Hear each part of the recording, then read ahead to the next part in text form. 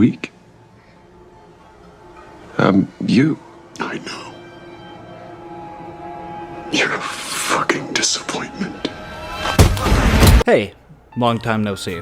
So I wasn't planning on making a video about this movie, but Joker 2 Folie à Deux was so egregiously bad, I have to talk shit about it. I'll tell you right now that I'm going to be spoiling this movie because I just need to really dive into how goddamn stupid it is, and this movie doesn't deserve respect anyways, nor do I think any fan of the first movie should have to watch it. So, I want to get this out of the way first. Joker 2 is a musical. Now, I wasn't surprised. They announced it would be months before the movie even had a trailer, but I know a lot of people were disappointed by the decision, and I was hopeful that they had an interesting plan to kind of weave the idea into, but spoiler alert, they really didn't. The musical aspect of this movie adds absolutely fucking nothing to the plot whatsoever. The vast majority of the songs don't even sing the story beats out, like how a musical is supposed to go. Instead, they are just random self-contained songs that have nothing to do with what's going on and are all in Arthur's head fantasy. Okay, there are a couple exceptions, like the first song while he was watching the TV, or the courthouse song, but more than half of the songs aren't even relevant to the plot and just a musical number for the sake of having one. I don't even mind the singing that much, just the fact that there was no point in having this movie be a musical to begin with. They honestly just drag the movie out and overstay their welcome. It completely interrupts the pacing when something important is going on, where it literally just cuts off the scene from what's really happening, and if they were at least entertaining, I don't think people would have hated them as much, but most of them are literally just still shots of Arthur standing there, or walking, doing a dance sometimes. They're just not interesting, and it feels like filler every time the character starts singing. Now, I've seen a defense for this movie, out of the little that there are, that people just didn't understand the significance of the music. Like, oh, Arthur is supposed to be a performer, the songs in his head show us what he's thinking, how he feels. People must just hate musicals. Now, while that last part may be true, our theater literally had somebody get up and leave every single time a song started up, without exaggeration, like sometimes multiple people. But the rest of it is not. Because if you were to take out every single song and musical number and cut them out of the movie completely, Joker 2 would still just be fucking bad, boring, and completely pointless. Now I know it's oversaturated to call things pointless because everything is called everything nowadays, but Joker 2 is by all definitions without a point. There's no clear message, no satisfaction of a story follow-up from the first movie, and it definitely wasn't made for fans of the original film. It is a directionless sequel that truly adds nothing and only serves to take away from the first movie in the most insulting ways to the audience as possible. So again, spoiler warning for the plot because I'm gonna tear into it. I'd say the first half of the movie is actually pretty decent. It builds up these pieces that make you wonder where they're gonna go. The acting is great, of course. Joaquin Phoenix is still great as Arthur's Joker, and Lady Gaga does well as Harley Quinn when she's actually acting and not singing. And overall, the tone, the cinematography, all that feels like a homage to the first movie, aside from the annoying musical numbers. Up until after the scene where Gary from the first movie gives testimony. So that was a pretty great scene. It's the only time Arthur acts like the Joker again in the real world throughout the entire movie, and right after he goes back to Arkham, the movie just falls off, and it crashes fucking hard. You soon realize all the potential the movie built up will go unrealized, the plot points won't go anywhere, and the writing decisions for the characters is completely baffling. Some of the writing already felt off at this point, of course, but everything that transpires following this is truly awful. So, specifically for Arthur, the whole movie shows that he has repressed his Joker persona. He continues to get abused, victimized, and depressed in Arkham throughout the whole movie. Then the only thing that motivates him back to Joker status is Harley, and falling in love with her, and her loving the Joker. We'll talk about Harley in a minute, but this whole movie builds up to Arthur firing his lawyer in court after deciding to become the Joker again, basically, and that scene of him talking to Gary in character. Then it does a great job of showing how much of an act the Joker is because it still just feels like Arthur pretending to be the Joker, which we all knew from the first movie, down to him getting genuinely emotional from Gary's statements about Arthur being the only one that treated him good, and now he terrifies him. You can see the Joker's composure start to slip, and I really thought where they were gonna go with this is how Arthur realizes that being the Joker is truly bad. Yeah, people may love you as Joker, want you to be Joker, but at the end of the day, he is still a villain, and like Gary said, that's not who Arthur is. Then we go back to Arkham, with the 3 guards we've seen act abusive throughout the whole movie, where Arthur is still thinly acting like the Joker, and they start beating him and take him to the bathroom to torture him. Again, what I thought was gonna happen is this is where Arthur would snap and defend himself like in the first movie, by somehow killing these guards. Or take his beating and realize he deserves it because honestly he's been disrespectful to these guys since he started dating Harley, and push them to the point of snapping in a situation where he is truly powerless as he's always been. Instead, what happens is they strip him down, drag him to the floor off camera, and rape him. I mean, it's heavily implied because you don't actually see it, but judging from the dialogue right before it happens and the spotlight put on Arthur's childhood sexual abuse in this movie and everything that transpires after, I'm pretty sure they raped him for no reason. This comes out of fucking nowhere. The one Irish guard specifically acts pretty normal towards Arthur and is almost halfway decent compared to the other abusive assholes, but then they all 3 rape him to show what, dominance? Because they're mad? Are we just supposed to hate these guards because they're evil? Because evil, abusive guards? I mean, how original, and totally not overused and cliche, right? This movie feels like it was written by an edgy teenager, and it just gets even worse. So after that happens, Arthur completely regresses back from his Joker persona and drops the bit for the rest of the movie. Those guards never face punishment, he doesn't get revenge on them, he doesn't tell anyone, and they in fact kinda won by raping the Joker out of him. What the fuck kind of message does that send? What am I supposed to glean from that? Are we supposed to think the Joker deserves that? Are we supposed to, like, hate Arthur? It was probably the worst way to convey whatever the fuck they were trying to get across, and it doesn't help that it's such an ambiguous scene to begin with. If you want to be visceral and shocking, this is not how you do it.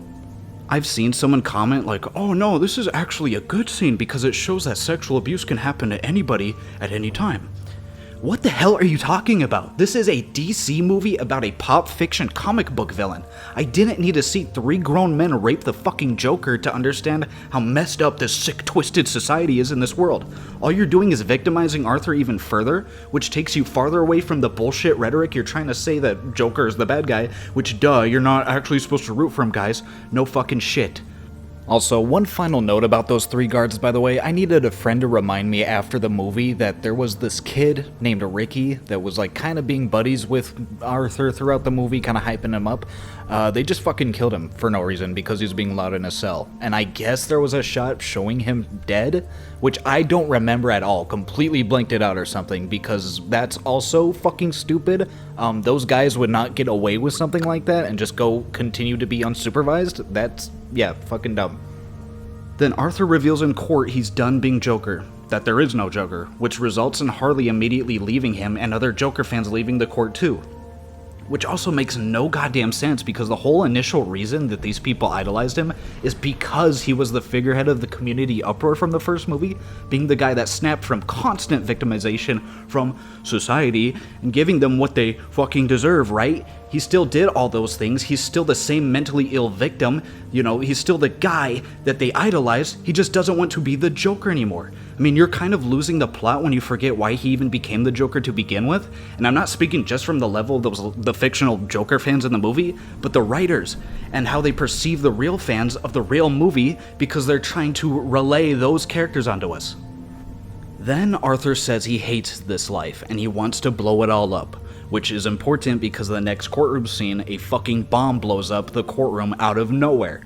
That was the only foreshadowing we get to this happening other than the trailers basically spoiling it, but you know as little why an explosion will go off from the trailer as you do when it actually happens in the movie.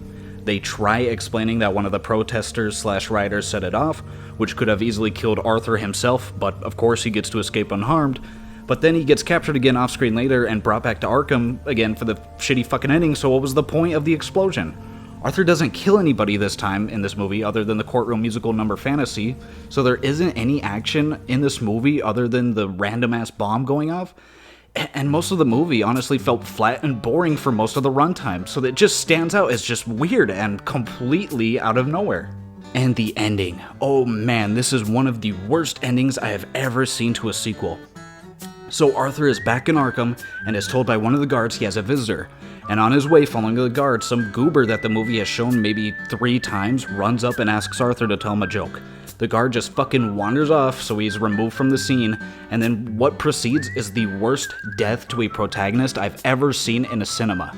This goober tells the cringiest joke to Arthur, who has this dopey smile on his face the whole time, even though this guy is clearly about to do something bad to him.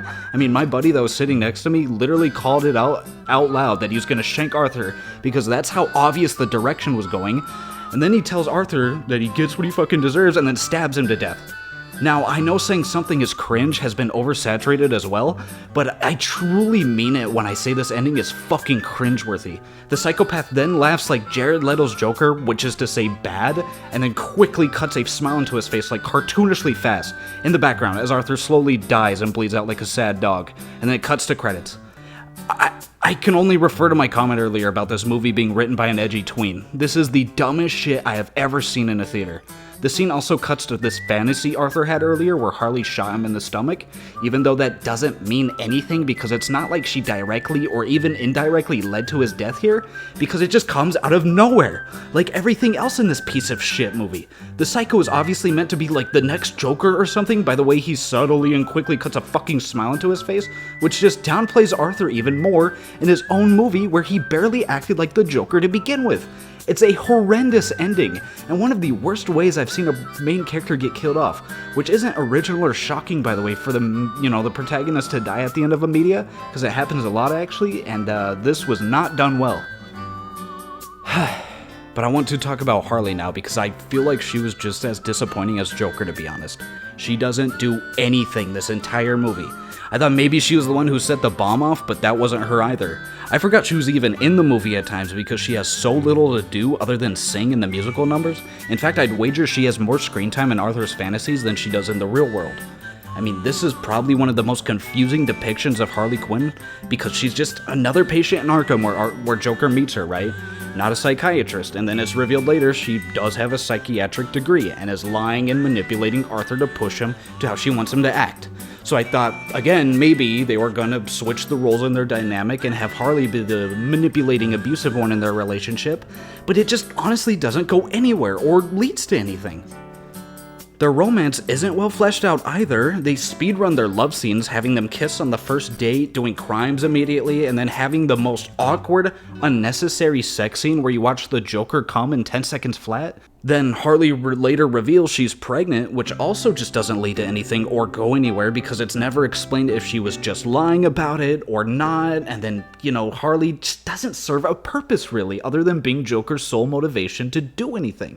We learn nothing real about her. She's barely in the real world. She does commit some random crimes like vandalizing and stealing a TV, which she should have absolutely gotten arrested for. I mean, her face is on fucking newspapers throughout the movie due to Arthur's relationship with her in his trial.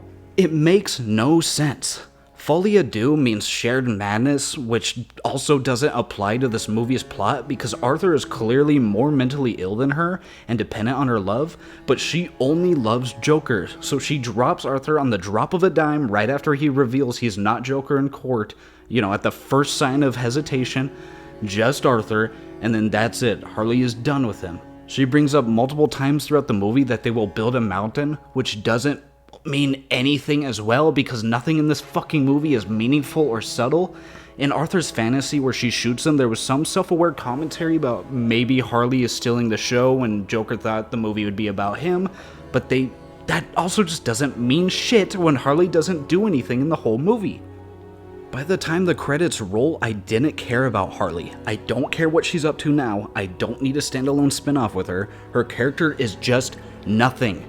She dons Harley Quinn-esque makeup like one time in the real world and then proceeds to leave after doing nothing again. She breaks up with Arthur on the iconic Joker stairs from the first movie, stating that it was all just a fantasy, and that's the last we see of her. And honestly, there's not much else to say about Harley. It really feels like she's only here for Lady Gaga to sing a bit. Her relationship with Arthur isn't even the centerpiece of the movie's plot. Arthur's trial and courtroom drama is. So it's just more worthless, wasted potential.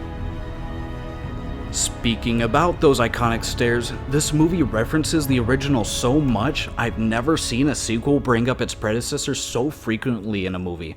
Literal minutes of just ripped clips from the first movie are played, directly copied shots are used, repeated scores and soundtrack, they reference Randall's murder and Franklin Murphy so many times. Are we watching something new or not? They bring up Arthur's mom again in some poorly written dialogue from Arthur's neighbor from the first movie that he fantasized a relationship with, that Arthur's mom would straight up talk shit about him. Oh, my son is so weird and cringe, what an unfunny loser, and allow me to downplay his entire character from the first movie and also let me brag about the childhood abuse I put him through. I'm not sure what the idea with that shit was. Like, are you trying to justify Arthur murdering her through over-the-top bitchiness? Or are you trying to make us feel worse about it? Or what? Like, what the fuck is this writing? They also indirectly explain the first movie's ending by showing that Arthur didn't actually kill that psychiatrist at the end, because she shows up in this movie very much alive and gives testimony, so I guess that was just in Arthur's head for some reason. Just unnecessarily ruining a lot of ambiguity from the original film, for nothing. It really feels like this movie wanted to do all it could to tear down the original, and insult the audience for even liking it. Like, you were fucking stupid for liking the first movie, and it feels like some kid just hated the original movie and wrote this piece of shit to smear it and feel better about themselves. There are direct parallels between the two movies and stand-ins for the audience to somewhat portray the viewers poorly and insult them. It's honestly egregious when you're paying to see a sequel to a movie you enjoyed about a comic book character and get almost lectured for it and have your time wasted. I recall the director Todd Phillips and Joaquin Phoenix himself said that they didn't want to do a Joker sequel, that they would only consider it if they felt they had something to add to the character or something new to say, and then with that in mind, I wonder how much they got paid because this ain't it. Joker 2 completely misses the mark on anything good this movie could have done. The best part about Joker 2 is that Harvey Dent, aka Two-Face, is in it as the assistant district attorney, who is the one prosecuting Arthur during his trial scenes. And after the courtroom explosion, you can see half of Harvey's face got blown off, alluding to him becoming Two-Face, which doesn't have anything to do with the actual plot, by the way, but I thought it was a nice cameo / Easter egg for DC fans, considering the rest of this movie feels so little like a DC movie or even a Joker movie. And Two-Face is my favorite Batman villain after all. Other than that, the movie just sucks ass. It really does. The most disappointing sequel I have ever seen to a movie I really enjoyed, and a slap to the face for even liking it because it completely takes away from the original film and tries its best to ruin Joker as a character. Every time I'm gonna think about the Joker now, despite the fact that he's already like a post-ironic meme, I'm gonna recall this movie and have that sour taste in my mouth, and honestly, it just ruins the character for me. If I had to take a guess what happened wrong here, is that maybe Todd Phillips wanted to make an A24 style movie with Lady Gaga singing, and the best he could do was get Joaquin on board for a Joker sequel, and the mashing of unorthodox ideas just turned out poorly, mixed in with the pretentious criticism of the audience and Todd's own first movie that they liked. Hey, me from the future, or modern day. So it's coming out now that Todd himself has said that the movie isn't supposed to address the audience directly, which I call bullshit on. I just don't believe that. I think he's just doing damage control. And he's also just completely explaining the movie like, oh, it's actually about, Arthur realizing he's not the Joker, he's not this label that everyone in Gotham put on him, such as, again, the audience. The audience wants him to be Joker, he's not the Joker. Whatever, it's not the hallmark of a good movie when the director has to explain what exactly it's about, and I also think that's just dumb and boring anyway. And it's also coming out that the movie was an idea, or the idea of the movie came to Joaquin Phoenix in a dream or some shit, which I don't know the validity of that, I don't know if that's real. But yeah, all of this shit coming out, this explanation, it's just stupid, man. It just makes it sound more stupid. I also think they maybe made multiple variations in the movie, like how they did for the original, with differently acted out scenes, but instead of picking out the best parts, they accidentally chose the worst scenes. It would also explain why there are missing scenes from the trailer again, like Harley and Joker dancing down the courtroom stairs together, akin to the iconic scene from the first movie, but that never happens in this movie. It just isn't a thing. In fact, it almost feels like false advertising how amazing the trailers were for this movie, and all the best parts weren't real or even in the movie, and they didn't even portray the movie as a musical at all, really. Joker 2 lacks any of the subtlety, class, hype, style, or skill of the original film. They took a smash hit psychological thriller about how a mentally ill man could realistically become this type of pop fiction character and ruined it completely by turning it into this unnecessary, pretentious, pointless waste of time. Because for whatever reason, it no longer was on their agenda for people to enjoy that first movie, and they probably got a lot of money to make it. What makes me so frustrated though, is the obvious potential this movie had to just be good. But the higher you rise, the harder you fall, I guess, because Joker 2 is a complete and utter disappointment.